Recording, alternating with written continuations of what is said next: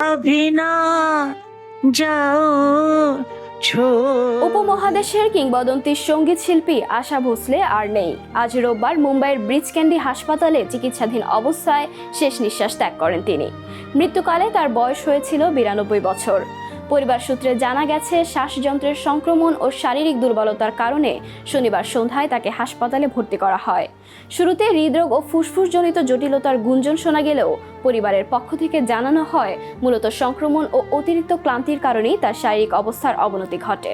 1940-এর দশকে প্লেব্যাক গানে যাত্রা শুরু করে 1950-60-এর দশকে তিনি হয়ে ওঠেন বলিউডের অপরিহার্য কণ্ঠ।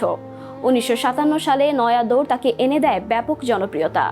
ওপি নাইয়ার, এস.টি. বর্মন, আর.ডি. বর্মন ও খৈয়ামের সঙ্গে তার কাজ আজও স্মরণীয়। গজল, শাস্ত্রীয় থেকে ক্যাবারে সব ধারাতেই ছিল তার অনন্য দখল। 1981 সালের উমরাও জান এবং 1987 সালের ইজাজত চলচ্চিত্রে গানের জন্য তিনি জাতীয় চলচ্চিত্র পুরস্কারে ভূষিত হন। পরবর্তী সময়েও রঙ্গিলা ও লগানের মতো ছবিতে গান গেয়ে তিনি প্রমাণ করেছেন, সময়ের সঙ্গে তিনিও সমানভাবে প্রাসঙ্গিক।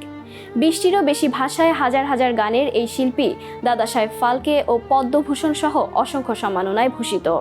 তার প্রয়াণে সঙ্গীতাঙ্গনে নেমে এসেছে গভীর শোক, রয়ে গেল অমর সঙ্গীত ঐতিহ্য।